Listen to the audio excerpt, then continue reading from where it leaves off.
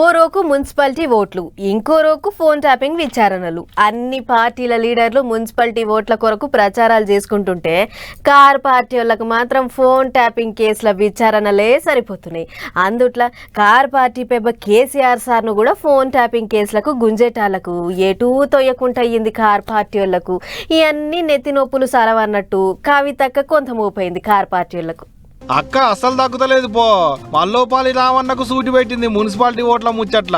మరి మున్సిపల్ ఎన్నికల్లో ఏ ఎన్నికలు వచ్చినా ప్రజాస్వామ్యంలో మనం మంచి వ్యక్తులను ఎన్నుకోవాలి, మంచిగా సమాజానికి పనిచేసే వాళ్ళని ఎన్నుకోవాలని చెప్పి ఆలోచన చేస్తాం. అయితే ఈ రాష్ట్రంలో ప్రధాన ప్రతిపక్షంగా ఉన్నటువంటి BRS party working president KTR Rama Rao గారు నిన్న మొన్న 2-3 సందర్భాలలో సభలలో ఒక మాట పదే పదే చెప్తా ఉన్నారు. ఈ రాష్ట్రంలో మంచోడైనా చెడ్డోడైనా దొడ్డోడైనా సన్నోడైనా పొట్టోడైనా పొడుగోడైనా కారు గుర్తు మీద ఓటేయాలని చెప్తున్నారు. మంచోడైనా చెడ్డోడైనా ఎట్లా ఓటేస్తారు? ఎందుకు ఓటేయాలి? ఫస్ట్ ఆఫ్ ఆల్ మీ యొక్క నియంతృత్వ ధోరణికి, మీ యొక్క రాచరికపు పోకడలకు అద్దం పడుతున్నది తప్పితే ప్రజాస్వామిక విలువలకు అద్దం పట్టడం లేదు. కేసీఆర్ అనేది ముద్ద చేసుకుని రాజకీయం చేస్తున్నారు అనేది అక్క అంటున్న మాట.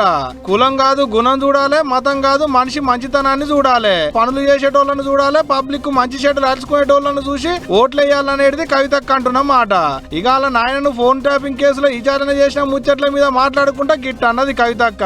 The investigation is going on. Let it go. The investigation should happen in a more transparent way. చట్టానికి ఎవరు కూడా అతీతులు కాదనడానికి మాత్రం మనము ఆలోచన చేసుకోవాలి. పిలిచిండ్రు అనుకోండి విచారణకు, పోక తప్పదు. ఇప్పుడు రేపు నన్ను పిలిచినా పోతా. చట్టానికి అందరం కూడా సహకరించాలి. పిలిచినప్పుడు పోతాం. అనేకమైన అంశాలు ఉంటే వాటి కాన్సిక్వెన్సెస్ ఫేస్ చేయాల్సి వస్తుంది. సో ట్రాన్స్పరెంట్ గా విచారణ కొనసాగడానికి అందరం కూడా సహకరించి ఈ అంశాన్ని ఎంత తొందరగా క్లోజ్ చేస్తే అంత మంచిది. అవు చట్టం ఎవరికి చుట్టం కాదు.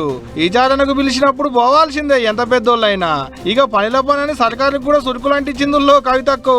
కాంగ్రెస్ ఫేక్ ఎంఓయూస్ అనేటటువంటి మనం ఎక్స్పోజ్ చేయాలి. ఎందుకంటే ఒక పక్క ప్రజలు సఫర్ అవుతుంటే, ఇంకొక పక్క 3 ఏళ్లలో 30 సార్లు విదేశాలు తిరిగి గ్లోబల్ సమిట్లు 3 పెట్టి, తెలంగాణలో గ్లోబల్ సమిట్ పెట్టి పెట్టుబడులు వచ్చేస్తున్నాయి, ఉద్యోగాలు వచ్చేస్తున్నాయని మోసం చేస్తున్నారు. ఇంకొక పక్క పాత ప్రభుత్వం ఇచ్చినటువంటి ఉద్యోగాలకు వారు మళ్ళీ ఏదో నోటిఫికేషన్ ఇచ్చినట్టు ప్రభుత్వ ఉద్యోగాలు ఇస్తున్నారని అట్లా మోసం చేస్తున్నారు. కాబట్టి తెలంగాణ యువకులకు నేను పిలిపిస్తా ఉన్నాను, #fake MoUs, #Congress fake MoUs, వీటిని ఎక్స్పోజ్ చేద్దాం దయచేసి. ఇక గుండనక్కేవలో ఆమెకే తెలవాలి కానీ కవితక్క మాత్రం అస్సలు తగ్గుతలేదబ్బా.